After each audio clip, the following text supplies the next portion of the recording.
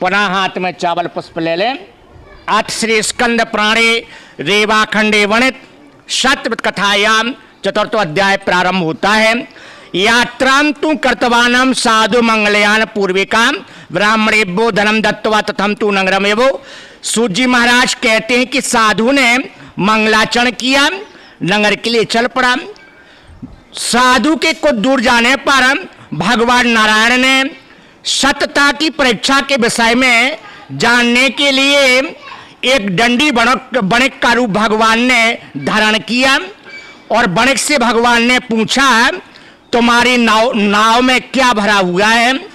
राजा से जो धन मिला था दूना, उस धन के मद में दोनों बणिक चूर हो गए थे। हंस करके बोले कि हे दंडन, आप क्यों पूछ रहे हैं?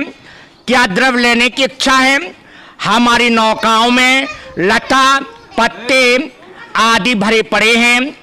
ऐसी निष्ठुर असत वाणी सुन करके भगवान ने कहा, तुम्हारी बात सत्य हो जाए। ऐसा कह करके दंडी सन्यासी का रूप धारण किए हुए भगवान कुछ दूर जा करके बैठ गए समुद्र के समीप। दंडी के जाने पर वणिक ने देखा कि नौका पानी में उतरा रही है।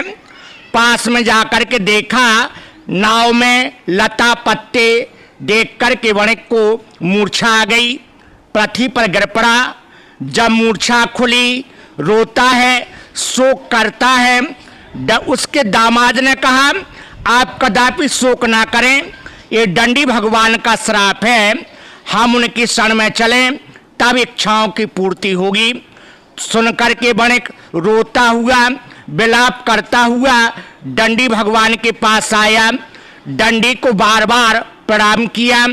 जैसे लाठी पृथ्वी पर गिरती है उसी प्रकार गिर करके भगवान नारायण को प्रणाम किया। हाथ जोड़ करके बोला, मैंने जो आपसे असत्य कहा था, झूठ कहा था, उस अपराध को आप क्षमा करें। और बार बार भगवान को प्रणाम किया।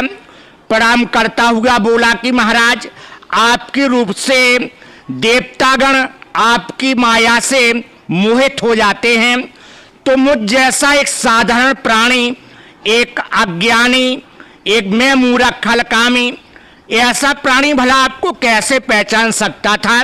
हे प्रभु, रक्षा करें, रक्षा करें। ऐसी उसने प्रार्थना की। भगवान नारायण ने जो दंडी का रूप धारण किए थे, हाथ उठा करके वणिक की नौका को धन से भर दिया। वणिक को पुनः आशीर्वाद दिया और महाराज वहीं पर अंतर्ध्यान हो गए। वणिक दौड़ करके आया, देखा नाव धन से भरी पड़ी है, बड़ा प्रसन्न हुआ और अपने घर की तरफ प्रस्थान किया।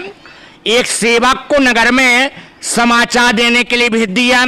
सेवक नगर में आया, वणिक की पत्नी से बोला, श्रीमान लाला जी धन जामाई समेत नगर के करीब आ चुके हैं। ऐसा समाचार जब लीलावती ने सुना तो अब पूजन पूर्ण करके अपने पुत्री से बोली, मैं चलती हूँ और तू भी शीघ्र चली आना। कलावती ने प्रसाद का त्याग कर दिया। सत्यनारायण जी महाराज के प्रसाद का बड़ा महत्व है। कन्या ने प्रसाद का परित्याग कर दिया, पति की ओर आई। भगवान ने उसके पति को नौका को धन के साथ हरण करके जल में डुबो दिया। कलावती ने देखा तो रुद्रन करती हुई पृथ्वी पर गिर पड़ी। आकाश से आकाशवाणी हुई कि जो हमारे प्रसाद का परित्याग करता है ऐसा ही फल प्राप्त होता है। कन्या तुरंत अपने घर को आई। भगवान नारायण को उसने प्रणाम किया, भगवान का प्रसाद श्रद्धा से ग्रहण किया। जब लौट करके कन्या तट की तरफ आई तो अपने पति और पिता को तट पर खड़ा हुआ देखा। कन्या बड़ी प्रसन्न हुई, दौड़ करके अपने पिता के पास आई और पिता से बोली कि अब घर चलें, अब क्यों विलंब करते हैं? वणिक संतुष्ट हुआ। विधि विधान से उसने वहीं पर भगवान का पूजन किया। बंधु बांधवों के साथ अपने घर की तरफ आए।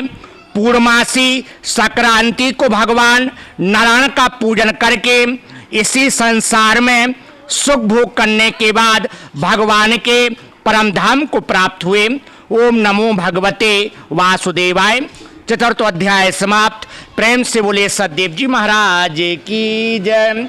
हे कृष्ण गोविंद हरे मुरारी, हे नाथ नारायण वासुदेवा।